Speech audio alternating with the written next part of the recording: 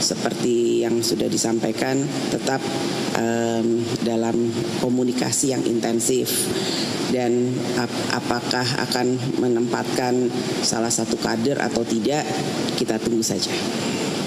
Nggak menjadi kendala, tempat pasti asik-asik aja, dan Bu Mega dan Pak Prabowo sama-sama menghargai atau tidak ada keberatan nantinya tempatnya di mana. Apa yang dikatakan Puan Maharani memastikan jika pertemuan Megawati Soekarno Putri dengan Presiden terpilih Prabowo Subianto bukan isapan jempol. Mega dan Prabowo pernah berkongsi di Pilpres 2009 silam. Dua partai yang digawangi mereka juga pernah beroposisi dengan terhadap pemerintahan yang berkuasa. Tapi kali ini, mereka diprediksi bukan bicara soal oposisi. Pertama, PDI Perjuangan tidak mengenal istilah ini. Dan kedua, Prabowo berobsesi membangun pemerintahan gotong royong di mana seluruh pihak terlibat untuk memajukan Indonesia. Sikap politik partai berada di dalam atau di luar pemerintahan, gitu kan? Lah iya, lo enak aja. Kalau menit ini saya ngomong, kan harus dihitung secara politik, no? Enak aja. Jadi kan ini pasti wartawan kan yang ditunggu iki sikap dari Rakernas. Aku sambil sarapan gitu kan, aku bilang enak aja ya dong, gua mainin dulu dong.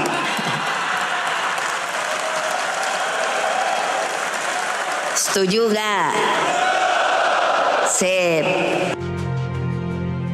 Benarkah pertemuan Mega dan Prabowo kian mendekatkan PDI Perjuangan ke kabinet Prabowo Gibran? Apakah pertemuan ini berpengaruh terhadap hubungan Prabowo dengan Joko Widodo? Dari Jakarta, tim jurnalis NTV melaporkan. Iya, pemirsa, kita lanjutkan perbincangan. Saya kembali lagi ke Mas Seno. Mas Seno, kalau tadi kita mendengar pernyataan Megawati di Rakernas, ada kutipan gue mainin dulu dong. Ini kira-kira maininnya sudah selesai dan siap untuk bertemu atau bagaimana kira-kira Mas Seno ke suasana kebatinan Ibu Mega hari ini? Ya, Bu Mega kan punya itu, saya katakan tadi, tradisi politik kontemplatif yang panjang. Artinya dimainin itu ya dipikirkan, dimatangkan di segala sisi. Kalkulasi politiknya dihitung betul, kontemplasinya dihitung betul. Apakah memang waktu yang terbaik kapan, lalu yang akan dibahas bagaimana, konteks suasana politiknya seperti apa. Dan kalau bicara hubungan Bu Mega dan Pak Prabowo selama ini, itu kan memang secara personal tidak ada masalah yang berarti. Ya pernah berkompetisi juga biasa dalam demokrasi, pernah bersama maju sebagai capres dan cawapres juga pernah dilalui. Menghadapi situasi pasca reformasi yang ada situasi konsolidasi demokrasi, dua-dua juga percaya pada prinsip pelembagaan partai. Maka yang satu membangun PDI Perjuangan, yang satu membangun Partai Gerindra, maka kedewasaan berpolitik itu ditunjukkan. Nah, jadi kalau mau bertemu Pak Prabowo, konteksnya kan satu. Pak Prabowo ini akan menjadi Presiden Republik Indonesia ke-8. Artinya beliau harusnya otonom dengan nilai-nilainya, dengan value-nya. Dan berulang kali di dalam pidato Pak Prabowo disampaikan bahwa ya Pak Prabowo lah yang menjadi ketua atau pimpinan dari koalisi partai politik gitu. Meskipun faktanya hari ini memang masih ada momen transisi, tetapi beliaulah yang nanti akan memimpin Republik ini. Pucuk pimpinan tertingginya Pak Prabowo, beliau punya partai. Bu Mega juga sebagai ketua umum partai juga punya prinsip kelembagaan partai di sana yang langgeng, tidak peduli siapapun presidennya. Persoalannya, pertanyaannya adalah Pak Jokowi kan nggak punya partai. Ya setelah nanti tanggal 20 Oktober beliau nggak ada partai di situ, bukan ketua umum partai, tidak merupakan pimpinan partai. Bagaimana kita mau bicara tentang pengaruh dalam konteks kelembagaan? Kalau dalam konteks kultural, dalam konteks hubungan komunikasi, mantan presiden, mungkin bisa. Tetapi dalam konteks lembaga, ini bagaimana? Tentu berbeda perannya pada saat bicara Bu Mega dan Pak Prabowo yang sama-sama ketua umum partai, dan sama-sama presiden, yang satu presiden ke-5, satu presiden ke-8, hubungannya tentu lebih paten. Saya rasa itu Mbak Tasya. Hari ini sampai tanggal 20 Oktober kan Jokowi masih punya power ya Mas Seno. Jadi kalau posisi PDIP menanggapi isu soal bahwa Jokowi cawe-cawe ke Prabowo untuk menolak PDIP untuk masuk ke dalam kabinet Prabowo, apa komentar Anda? Ya itu kan jadinya kita seperti merendahkan Pak Prabowo. Kalau misalnya kita mengasumsikan bahwa Pak Prabowo bisa diintervensi, dicawe-cawe oleh orang lain, tidak peduli siapapun dia. Bahwa memang di dalam pemerintahan Pak Prabowo, suka tidak suka, mau tidak mau, realitas politiknya ada putranya Pak Jokowi sebagai wakil presiden, itu adalah satu kenyataan politik.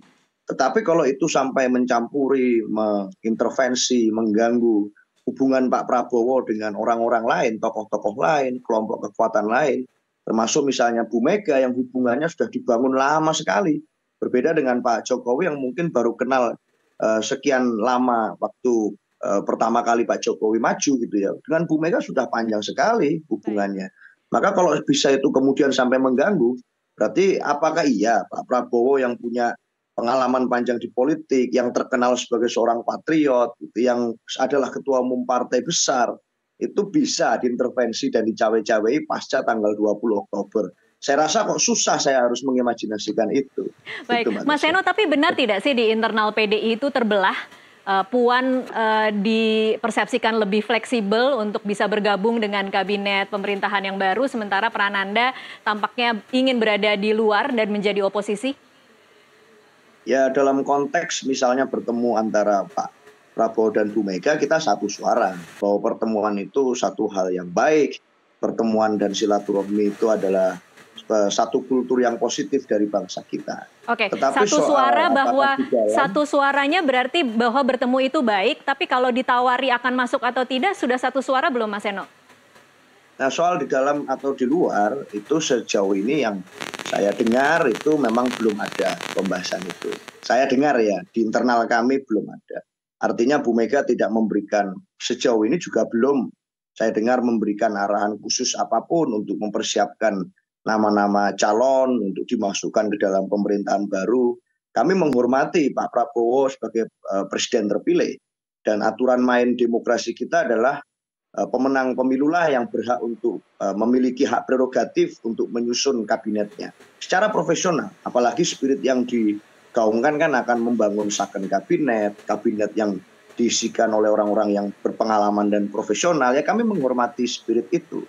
Tetapi kami tidak dalam posisi kami mengharap-harapkan bahwa kami akan bergabung di dalam tidak menyodor-nyodorkan nama ya berarti Mas Seno?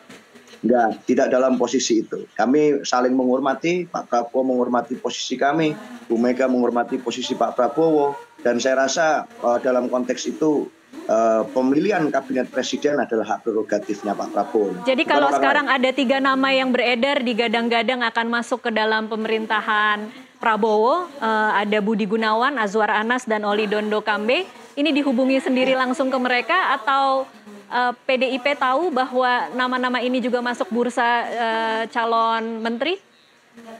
Namanya juga bursa. Bursa itu kan berkembang dan siapapun bisa mewacanakan. Dan dalam konteks itu kan di media sosial sudah ramai sekali lama. Dan bukan hanya nama-nama beliau bertiga. Banyak nama-nama lain yang muncul sejak hari H pencoblosan presiden sekalipun itu sudah muncul nama-nama susunan kabinet yang entah dari mana di media sosial dan di media massa. Jadi buat kami itu suatu dinamika demokrasi yang wajar. Baik. Tapi memang secara kapasitas kan beliau bertiga adalah tokoh senior. Pak BG di pengalaman di pemerintahan panjang, Pak Azwar Anas di Menpan RB berhasil mentransformasi kementeriannya, di Bupati Banyuwangi juga sama dulu. Lalu Pak Oli Dondo Kambe di Sulut juga seorang legend. Jadi buat saya kalau ada orang yang menganggap bahwa nama-nama itu layak untuk menjadi menteri misalnya, itu adalah suatu hal yang wajar dalam dinamika itu. Kebetulan beliau-beliau ini adalah kader kami, kan begitu. Tapi bahwa itu ada arahan khusus dari partai sejauh ini yang saya dengar tidak ada. Oke, saya ke Pak Ikrar lagi. Pak Ikrar, dalam pertemuan Prabowo Subianto dan Megawati Soekarno Putri yang kita tidak tahu akan terjadi kapan ini, siapa kira-kira yang akan lebih diuntungkan, Pak Ikrar? Saya pikir Pak Prabowo maupun Megawati sebetulnya sama-sama diuntungkan ya, paling tidak untuk menunjukkan bahwa mereka berdua itu adalah orang yang benar-benar bertanggung jawab mengenai masa depan Indonesia ya.